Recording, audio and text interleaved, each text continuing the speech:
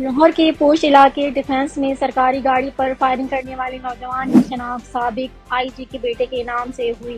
24 सितंबर को पेश आने वाले वाक़े की सीसीटीवी फुटेज इस बात का बसरा सबूत फराहम करती है कि क्या हुआ। 24 सितंबर की शाम को ग्रीन लाइसेंस प्लेट वाली एक गाड़ी कई दूसरी गाड़ियों को पीछे छोड़कर डिफेंस ए में एक काली जीप के सामने आगे रुकी। एक नौजवान शख्स नंबर प्लेट वाली गाड़ी से बाहर निकला और किसी की परवाह किए बगैर फायरिंग शुरू कर दी। मुलजिम ने उस वक्त फायरिंग की जब मकतूल की गाड़ी इसके सामने रुकी।